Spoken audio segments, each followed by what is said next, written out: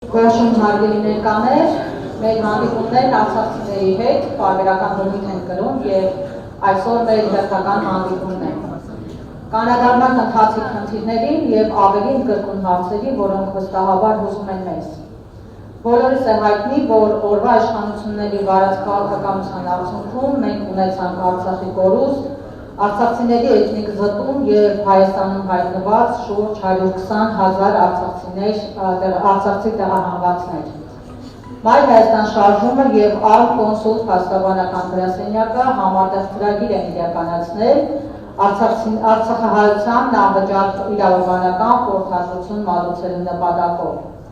Հարկային հայտնի փոփոխություններից հետո այդ գործընթացը մի փոքր ձևափոխվեց, սակայն մենք հնարավորության սահմաններում շարունակում ենք աշխատանքները։ Ես կխնդրեի, որպեսզի ալ-կոնսուլի տնօրեն Վլադիմիր Պողոսյանը ներկայացնի այն աշխատանքները, որոնք կատարվել են եւ ինչ է սպասվում հետագայում։ Բարև ձեզ, սիրելի հայրենակիցներ, հարգելի արցախցիներ, ինչպես շատերը գիտեք, 2024 թվականի հունիսից Մայր Հայաստան շարժման հետ կնքվեց հուշագիր, որի շրջանակներում շուրջ 6 ամիս Արցախից բռնագաղթված մեր հայրենակիցների հետ իրականացվում էր անվճար իրավաբանական օգնության տրամադրման խնդիրներ, խորհրդատվություն, ինչպես նաև։ Ցանկանում եմ ուրախությամբ տեղեկացնել, որ այս ծրագրի շրջանակում շուրջ 900 արցախցիների, որոնցից արցախցիների տրվել է իրավական օգնություն, իրավաբանական խորհրդատվություն, շուրջ 75%-ը նման խորհրդատվության դրական լուծում է ստացել։ Այս արդյունքը մեր համատեղ աշխատանքի ներգրաված մասնագետների եւ շահառուների վստահության արդյունքն է։ Մեզ առավել հաճախ դիմել են հետևյալ հարցեր. անձը հաստատող հաստատությունների վերականգնման, 40+10 աջակցության ծրագրերի շահառու լինելու հարցերով, կենսաթոշակների ու աշխատանքային ստաժի վերականգնման եւ բազում այլ խնդիրներով։ Ինչպես հայտնի է, քաղաքացիական անձանց 2023 թվականի սեպտեմբերյան թոշակների վճարումների գործընթացը արդեն մեկնարկել է։ Հիմք ընդունելով ընթացիկ զարգացումները, լիահույս ենք, որ առաջիկայում 2023 թվականի սեպտեմբեր ամսվա զինվորականներին արդեն չվճարված թոշակների հարցը ևս վերջնականապես կլուծվի։ Որպես փաստաբանական գրասենյակ, մեր պարտքն ենք համարել բարձրաձայնել այն առաջնահերթ խնդիրները, որոնք հրատապ լուծում են պահանջում։ Դրանք համապարփակ ներկայացվել են Հայաստանի Հանրապետության վարչապետին եւ այլ պատգամավորներին, սակայն ցավով պետք է նշեմ, որ ներկայումս լիազոր մարմիններից ստացած պատասխանը կամ հակասական է, կամ առհասարակ բացակայում է։ Նույնիսկ մեր կրկնակի գրավոր դիմումներից հետո հստակ պատասխաններ դեռևս չեն ստացել։ Այժմ մեկ կարևոր տեղեկություն։ Ուրախ եմ տեղեկացնել, որ հունիսի 16-ից մենք փորձում ենք վերսկսել անվճար իրավական խորհրդատվության մեր ծրագիրը։ Մեր նպատակն է իրավական դաշտում հնարավորինս պաշտպանել մեր հայրենակիցների իրավունքները ու գտնել առկա խնդիրների լուծումները։ Հասկանալի է, որ շատերը կմտածեք, ինչու ծրագիրը ժամանակավորապես դադարեցվեց, հակիրճ ներկայացնել։ Դա պայմանավորված էր Հայաստանի Հանրապետության նոր հարկային օրենսդրությամբ։ Փաստաբանական ծառայությունների նախկին 5% հարկը դարձել է 38%, ինչը լուրջ ֆինանսական բերք ստեղծել ոչ միայն մեր գրասենյակի, այլև մեզ դիմաց բազմաթիվ քաղաքացիների համար։ Սակայն այդ ժամանակահատվածում մենք ոչ թե դադարեցրինք, այլ վերանայեցինք մեր հնարավորությունները, վերակազմակերպվեցինք եւ նոր եռանդով պատրաստ ենք շարունակել։ Իհարկե, մենք ձեզ լրացուցիչ կտեղեկացնենք դրա հետ կապված։ Այժմ արցախցիների ինքնակազմակերպման հրամայականի հնարավորությունների մեխանիզմների մասին։ Այսօր մենք կանգնած ենք մի իրականության առջև եւ պատմական, քաղաքական եւ մարդկային դժվարագույն մարտահրավերների պայմաններում արցախցիները կորցրել են ոչ միայն իրենց տարածքը, բնակավայրը, այլ այն համակարգված կառավարման ձևաչափը, որը մինչ այժմ կազմակերպում է իր հավաքական կյանքը։ Մեր հայրենակիցները ցրված Հայաստանի ամբողջ տարածքում եւ աշխարհի տարբեր երկրներում կանգնած են իրարից մեկուսացվածության, իրավական անորոշության եւ սոցիալական մենակության առջեւ։ Եվ այս ծանր իրավիճակում անմոռանալի է այն ճշմարությունը, որ յուրաքանչյուր ժողովուրդ, յուրաքանչյուր հանրություն ինքնապահպանման բնազդով ձգտում է ինքնակազմակերպման եւ ինքնակառավարման։ Պետությունն էլ հենց այդ ինքնակազմակերպման ու ինքնակառավարման բարձրագույն իրավասահմանադրական ձևն է, որը ձևավորում է որոշակի տարածքի, ազգաբնակչության եւ կառավարման ենթակառուցվածքների միջոցով։ Սակայն այսօր Արցախի ժողովրդի համար այս երեք հնարավոր պայմանները խախտված են։ Տարածքը իր սահմաններում բռնազավթված է, ազգաբնակչությունը ցրված է իր հայրենի հողից դուրս, կառավարման ենթակառուցվածքները վստահ փաստացի չեն գործում եւ զրկված են ազդեցությունից։ Սակայն այս իրավիճակը որքան էլ դաժան չի կարող եւ չպետք է խոչընդոտի մեր ժողովրդի կամքը ինքնակազմակերպելու նոր պայմաններ, նոր ձևաչափով։ Եվ հենց այստեղ է, որ մեր ժամանակների տեխնոլոգիական առաջընթացը մեզ տալիս է նոր հնարավորություններ, ստեղծելու վիրտուալ թվային հարթակներ, որոնք կարող են ծառայել որպես ժամանակակից կազմակերպման եւ ինքնակառավարման գործիքներ։ Մենք առաջարկում ենք ստեղծել միասնական թվային համակարգ, որը կապահովի արցախցիների ներկայությունը վիրտուալ տարածքում որպես թվային ինքնություն, որը կմիավորի աշխարհով մեկ սփռված արցախցիների, որը կհաստատի տնտեսության, տնտեսական, կրթական, իրավական, մշակութային մեխանիզմներ, հավաքական հիշողության ու ինքնության պահպանման վերականգնման համար։ Այս ամենը դարձնում է ինքնակազմակերպումն ու ինքնակառավարումը ոչ միայն տեսություն, այլ կոնկրետ կենսագործուն համակարգ։ Այս համատեքստում Արմկոլսով փաստաբանական գրասենյակը պատրաստակամություն է հայտնում ստանձնելու արցախցիների իրավական խնդիրների լուծման առաքելությունը, բնականաբար ես քիչ առաջ ասեցի, մենք կտեղեկացնենք այդ ձևաչափերը եւ դուք կծանոթանաք դրա հետ կապված։ Մինչև թվային հարթակների վերջնական ձևավորումը ու գործարկումը մենք առաջարկում ենք իրականացնել նաեւ այցեր, մարզային այցեր, հանդիպել հայրենակիցների հետ, տեղում լսել նրանց մտահոգությունները, արձանագրել իրավական խնդիրները, ապահովել անհրաժեշտ խորհրդատվություն եւ աջակցություն տեղ։ Սա հնարավորություն կտա հստակ պատկերացում ունենալ արցախցիների աշխարհագրական տեղաբաշխման մասին, համակարգել նրանց խնդիրները եւ համապատասխան արձագանք տալ, ստեղծել նոր կառավարման մեխանիզմներ եւ վերջապես նախապատրաստել ապագային, որտեղ միասնական հավաքականության շնորհիվ կրկին կձևավորենք մեր ազատ եւ անկախ Արցախը։ Սա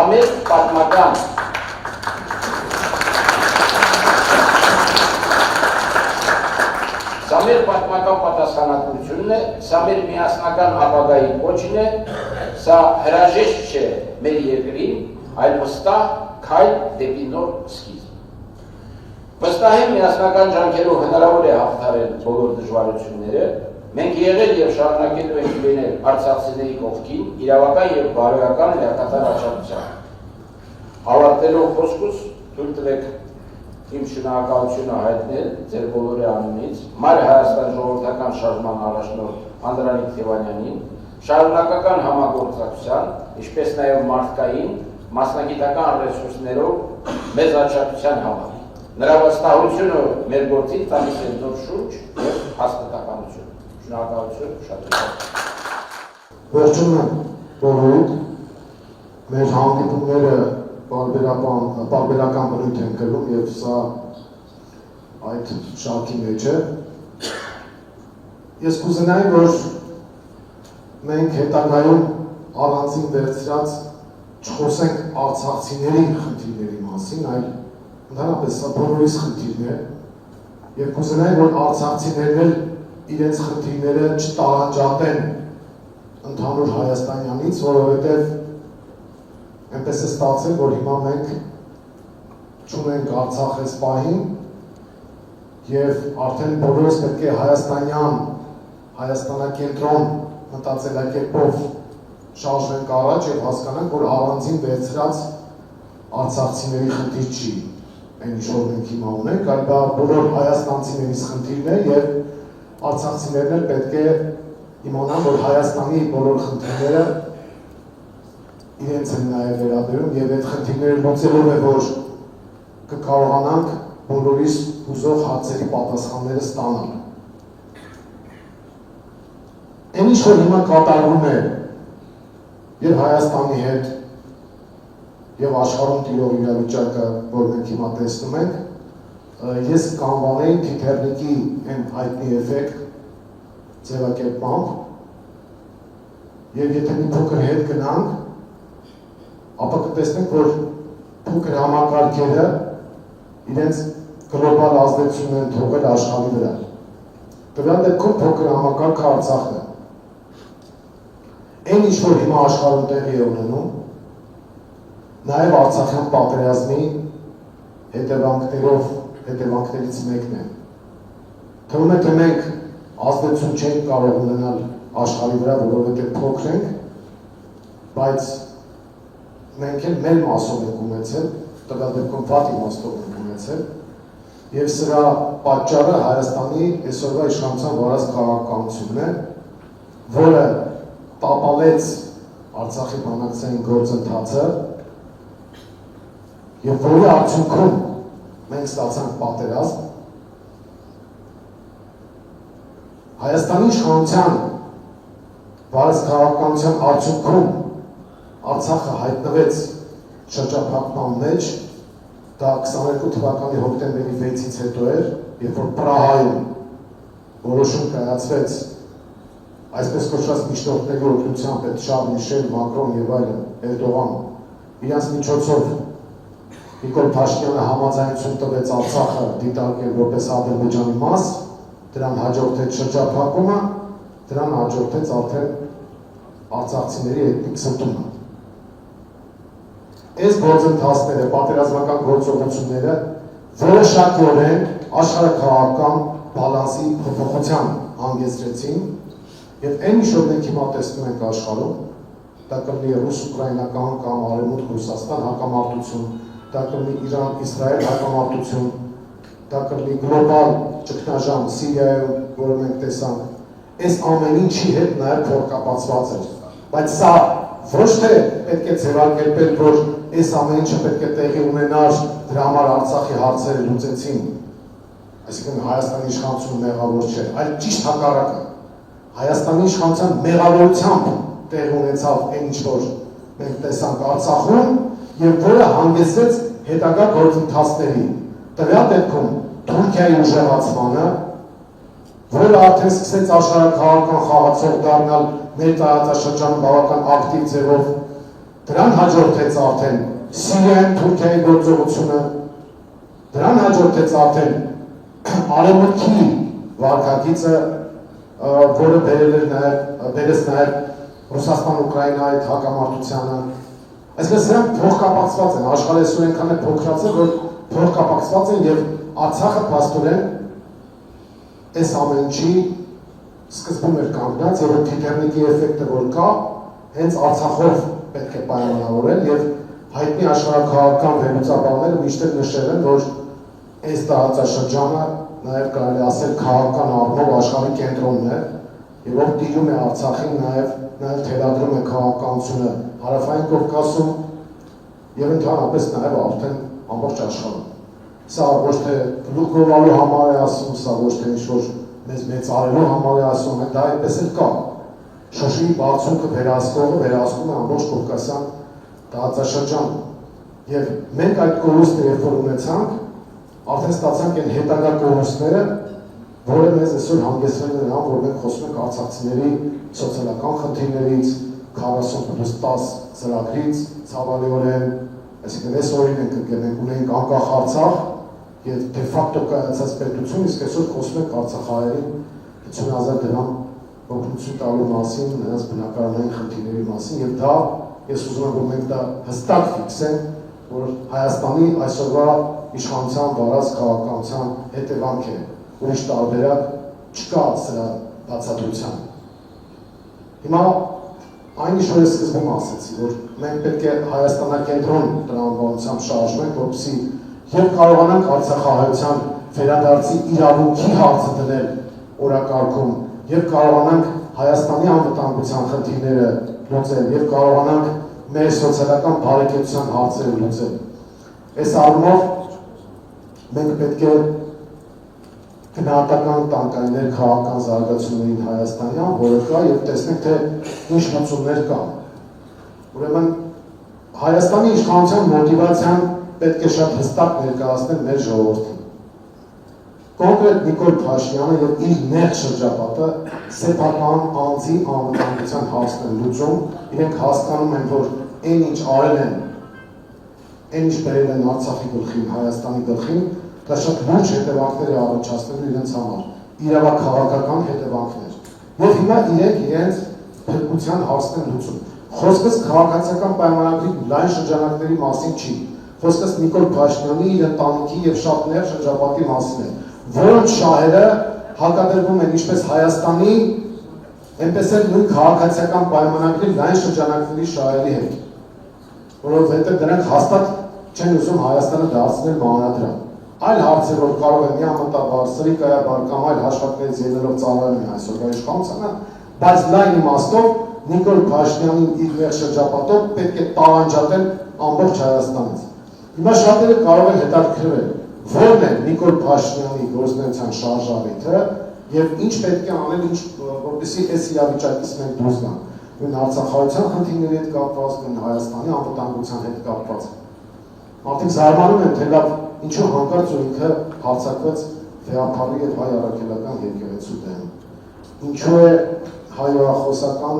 ձևակերպումներ օգտագործում իր դիմախոսների դեմ, ինչու է նյարդային շարժումներ անում, ինչու է հավաքներ անցկացնում տարբեր շրջանակների հետ շատ արհեստական թեմաներով։ Այս բոլորի հիմքում իրենց անձնական փրկությունն է, իսկ այդ անձնական փրկությունը իրենք տեսնում են Ալիևի եւ Էրդողանի բարեհաճության մեջ, այսինքն իրենք կարծում են, որ միայն թուրքական եւ ադրբեջանական օրակարգը սպասարկելով է հնարավոր ապահովել սեփական անձի անվտանգությունը։ Իսկ որպեսզի անձի անվտանգությունը ապահովի, պետք է իշխանության վերարտադրում տեղի ունենա։ Հիմա իշխանության վերարտադրումը ո՞նց անեն իրենք։ 21 թվականին հիշում ենք, Մուրճը ձեռքին շարժում էր, ասում էր ես դասակարգային թշնամին եմ նախկին իշխանությունների, նրանց ձեռքից ունեցվածքը խլելու են, բաժանել են աղքատներին եւ մենք դառնալու ենք բարեկեցիկ կյանքով ապրող ժողովուրդ եւ երկրորդ բանը որ խոստանում էր, ասում էր Արցախի ինքնորոշման իրավունքն են պաշտպանելու եւ խաղաղություն են բերելու։ Այս երկու ուղղությամբ էլ տապալվել է։ Հիմա բոլորն են տեսնում, որ ոչ թե դասակարգային ճշնամանք, այլ ընդհանրապես դասակարգային սեփականաշնորհում այն ունեցվածքի, որը համարվում էր, որ խլվել է ժողովրդից, դրանք հիմա արդեն հայտնվել են այսօրվա իշխանավորների ձեռքում, ել ավելի գրեհիկ ձևով, այսինքն թաղվելու թեման այլևս օրակարգային չէ, մեծ պարագայում, մնացել է խաղաղության թեման, որովհետև Արցախի ինքնորոշման իրավունքը ինքը վաճառեց 22 թվականին։ Հիմա այդ խաղաղությանը փաստաթուղթը, որպեսզի ինքը կարողանա վաճառել հայ ժողովրդի վրա, Ալիևից անհրաժեշտ է թուղթ, որի վրա գրված կլինի խաղաղություն բառը, այսինքն ոչ թե իրական խաղաղություն կբերվի մեր երկիր, այլ թուղթ կբերվի, որը լուրջի փոխարեն արդեն թափահարելով, եթե հասնում ենք մինչև 26 թվականի ընտրություններ խորհրդարանական, ինքը այդ թուղթը թափահարելով փորձելու է ձևակերպել, որ այո, Արցախը ցավոք սրտի հանձնվեց, չնայած ինքն է հանձնել Արցախահայերը էթնիկ զտման ենթարկվեցին, չնայած իր միջամտությունը կա, բայց ինքը կներկայացնի, որ ցավոք անկախ իր կամքից իբր այդ ամենը տեղի ունեցավ, բայց հիմա ահա ինքը Հայաստանի համար խաղաղություն է բերում եւ այդ խաղաղության համար պետք է ինքը քվես տանի։ Ադրբեջանը հասկանալով, որ այս իշխանությունը չի կարող այդպես երկար գոյատևել, իրենից նորանոր պահանջներ առաջ նոր պահանջներ նոր բաժներ է դնում այս իշխանության առաջ, եւ այդ բաժները ամբողջական փաթեթով, որ այս իշխանությունը չի ներկայացնում, բայց կուլիսային համաձայնություն տվել է, հետեւյալն է. առաջինը փոխել Հայաստանի սահմանադրությունը, երկրորդ հրաժարվել Հայաստանի անկախության հռչակագրից, դրանով իսկ ամբողջությամբ փակելով Արցախի էջը, երրորդ լուծարել ԵԱՀԿ Մինսկի խմբի նախագահությունը, որպեսզի միջազգային հարթակում ֆունդամենտալ փակի Արցախի հարցը, ընդհանրապես Արցախահայության վերադարձի հարցը, չորրորդ այսպես կոչված ադրբեջանցի փախստականների վերադարձ Հայաստան, հինգերորդ հայ-ռուսական հարաբերությունների խզում եւ ռուսական ռազմաբազայից հեռացում։ Սրանք հրապարակային չեն հնչում, բայց փաստացի այդ պահանջը կա եւ պատահական չի, որ Նիկոլ Փաշինյանին կից թուրքական 5-րդ շահասյան ներկայացուցիչները ռուսական ռազմաբազայի դեմ գործողություններ են պլանավորում եւ իրականացնում։ 6-րդ հայկական հանքարդյունաբերության ոչնչացում, այսպես կոչված բնապահպանման խնդիրների հռչակման ներքո, այսինքն Հայաստանի տնտեսությանն են հարվածում։ Եվ այս ամենը մենք հանրագումարում ենք չհաշված Զանգեզուրի միջանցքի պահանջ եւ այլն, եթե մենք հանրագումարում ենք սա, փաստացի Ադրբեջանը Թուրքիայի հետ միասին պահանջում է Հայաստանի Հանրապետության լուծարում։ Նիկոլ Փաշինյանը համաձայնում է այդ ծրագրի հետ, բայց ասում է թույլ տվեք ինձ դա իրականացնել փուլային տարբերակով։ Այդ փուլային տարբերակի ընթացքում Ադրբեջանը ասում է ինձ պահանջներ մի ներկայացու, թե ես ինչը երբ պահանջեմ, այլ դու ապացուցիր, որ մեր այս բոլոր կետերը իրականացնելու ես։ Եվ երեք հայտարարություններ են անում։ Օրինակ ասում են փախստականները պետք է վերադառնան։ Նիկոլ Փաշինյանը ծպտուն չի հանում, բայց Ալեն Սիմոնյանի շուրթերով ասում է ինչ խնդիր կա, որ ադրբեջանցիները կարող են վերադառնալ Հայաստան, առևտուր անենք եւ այլն եւ այլն։ Այսինքն ասում են, ես քեզ մեսիջ տվեցի։ Հիմա վեհապարի հետ կապված հարցը։ Խնդիրն այն չէ, որ իրենք հարձակվել են վեհապարի դեմ։ Մենք ոչ թե վեհապարին կամ ոչ միայն վեհապարին, ոչ միայն հայ առաքելական եկեղեցուն, այլ մեր պետությունը պետք է պաշտպանենք Նիկոլ Փաշինյանի հարձակումից, որովհետև այդ անձնական խնդիրը, որ ինքը արծարծում է, իբր բացարձակապես կապ չունի ընթացիկ գործընթացի հետ, որովհետև նպատակը հետևյալն է. վեհապարը շվեյցարյան ժողով է կազմակերպել եւ միջազգային հանրությանը, միջազգային հարթակում ներկայացրեց Արցախահայության խնդիրները, Արցախում տեղի ունեցող ադրբեջանական վայրագությունները, մեր պատմամշակութային եւ կրոնական ժառանգության հետ կապված հարցերը եւ դատապարտեց նաեւ Բաքվի բանտերում պահվող մեր քաղաքացիների հետ կապված խնդիրը, որից հետո Ադրբեջանի հոգեվոր առաջնորդ Փաշազադեն հարձակվեց եկեղեցու, մեր եկեղեցու եւ վեհապարի վրա։ Նիկոլ Փաշինյանը ըստ էության երկրորդել է Փաշազադեին եւ դա նա անում է այն նույն ծրագրի շրջանակներում, որի մասին ես խոսեցի։ Ադրբեջանը ասում է դու ապացուցիր, որ մեր այդ բոլոր կետերը իրականացնելու ես, իսկ այդ ապացույցներից մեկն այն է, որ դու պետք է կազմաքանդես հայ առաքելական եկեղեցին, որովհետեւ եկեղեցին այն ինստիտուտներից մեկն է ազգային, որ կարող է դիմադրել այդ ծրագրին։ Եվ Նիկոլ Փաշինյանը Փաշազադեի ու Ալիևի հրահանգով հարձակվել է վեհապարի դեմ, բայց դա հարձակում է ոչ այնքան վեհապարի, որքան Հայաստանի Հանրապետության դեմ։ Սա մենք պետք է շատ հստակ պատկերացնենք եւ հասկանանք, որպեսզի նաեւ ճիշտ գնահատենք մեր գործողությունները, մեր քայլերը։ Մենք ինչու ենք նաեւ աջակցում Արցախահայության իրավական հարցերում եւ այլ հարցերում, որպեսզի արցախահայերը այստեղ իրենց պաշտպանված զգան, կարողանան ինտեգրվել հայաստանյան կյանքին, այդ թվում ու առաջին հերթին քաղաքական կյանքին եւ իրենց իրավունքների, այդ թվում պատմական իրավունքների համար պայքարի շրջանակներում կարողանան լիարժեք Հայաստանի քաղաքացու պես իրենց պահել եւ կարողանալ հասնել փոփոխությունների։ Եվ ուրեմն որպեսզի մենք կարողանանք Արցախահայության վերադարձի իրավունքի հարցը մտցնել միջազգային օրակարգ, որպեսզի կարողանանք ամբողջությամբ արցախցիների ներգրավվածությունը ապահովել հայաստանյան կյանքում, դուք ինքներդ պետք է ակտիվանաք եւ ինչպես քիչ առաջ նշվեց նաեւ միմյանց հետ ցանցային համակարգ ստեղծեք եւ ինտեգրվեք հայաստանյան կյանքում։ Միմյանց ճանաչելով, միմյանց հետ շփվելով եւ չտարանջատելով ձեր խնդիրները ընդհանուր հայաստանյան խնդիրներից։ դուք արդեն որպես Հայաստանցի պետք է մտածեք, որպեսզի կարողանաք Արցախի հանրապետություն վերադառնալու ձեր իրավունքի հարցը դնել միջազգային օրակարգում։ Սա շատ կարևոր հանգամանք է, որ պետք է դուք իմանաք, դա կլինի քաղաքացիության միջոցով, դա կլինի ակտիվորեն քաղաքական կյանքի ներգրավելու միջոցով, այլ տարբերակ չկա։ Արցախահայերը, ինչպես նաև Հայաստանի Հանրապետության բոլոր բնակավայրերի քաղաքացիները պետք է մեկ միասնական օրակարգ ունենան։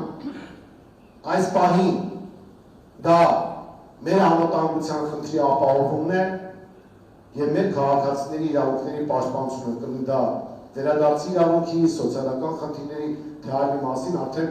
իրավիճակը ցույց կտա։ Այն ինչ որ հիմա մեր շուրջ կատարվում է Իրանի Իսրայելի հետ կապված կամ Ռուսաստան-Ուկրաինա պատերազմի մասով, ակնհայտ է թե մեր շահերը որտեղ են։ Այստեղ ամենևին էլ համագրանք հակագրանքի մասին չէ խոսքը։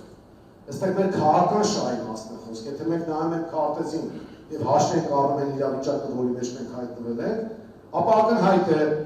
որ Ռուսաստանն ու Իրանը շահագրգռված են, որպեսզի Հայաստանի Հանրապետությունը լինի իրենց շահերից ելնելով։ Թուրքիան ու Ադրբեջանը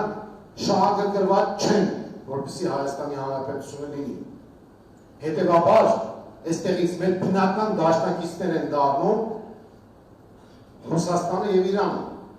Եվ Իրան-Իսրայել պատերազմի մեջ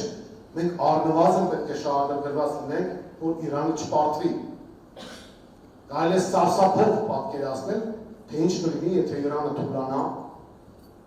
անմիջապես հարվածի տակ կհայտնվի Զանգեզուրը, Սյունիքը եւ ընդհանրապես ամբողջ Հայաստանի Հանրապետությունը։ Այսինքն բոլոր նրանք, ովքեր հիմա Իրանի դեմ են երկրպագում, նրանք փաստորեն Հայաստանի շահերի դեմ են իրենց համակրանքը հայտնում։ Նույնը Ռուսաստանի հետ կապված։ Եթե Ռուսաստանը պարտվի այդ հակամարտության մեջ, ապա ոչ մի բան չի խանգարելու Թուրքիային, ինչպես նախորդ դարի 20-ականներին ներխուժել Հայաստան հենց կոնկրետ Շիրակի մարզի տարածքով։ Ոչ մի բան, որը նրան չէր խանգարել Սիրիայում ներխուժում իրականացնել, որը նրան չէր խանգարել Իրաքում ներխուժում իրականացնել, նույնն այստեղ կարող է լինել։ Հետևաբար, այսպես կոչված գլոբալ հակառուսական քաղաքականությանը ողջունելը դա նույնն է, որ ողջունեց Թուրքիայի մուտքը Հայաստան։ Այս իշխանությունը չի թաքցնում, որ իր շահերը այդ համագարկերի մեջ են, որովհետև իր կաշվի փրկությունը թեկուզ եւ Հայաստանի Հանրապետության կործանման գնով նրանք տեսնում են թուրք-ադրբեջանական օրակարգի սպասարկման մեջ։ Մեր շահերը ճիշտ հակառակ տիրույթում են։ Դրա համար մենք կարծում ենք, որ Հայաստանի ժողովրդի միասնականության հետ կարևոր հարցով միասնականության միջոցով պետք է մենք մեր ներքին խնդիրները լուծենք, մեր ներքին առաջադրանքը տնային աշխատանքը կատարենք եւ փոխենք այս ներքին իրավիճակը քաղաքական, իսկ դա նշանակում է այդ քաղաքական դաշտում այդ գզվրտոցները, այդ մուտիլովկաները, որոնք հրահարվում են կոնկրետ կենտրոններից, պետք է դատապարտվեն եւ մենք պետք է վեր կանգնենք այդ ներքին խժդժություններից եւ կոնկրետ մեկ թիրախ ունենանք։ Դա այսօրվա իշխանությունն է իր վարած քաղաքականությամբ եւ մեր միակ նպատակը այն է, որ պետք է փոխվի այս իշխանությունը, որպեսզի մենք կարողանանք մեր երկրի անվտանգության ու գոյության հարցը լուծել եւ ես համոզված եմ, որ մեր բոլորի ջանքերով մենք հնարավորություն ենք ունենալու եւ կարողանալու ենք այս իրավիճակը փոխել,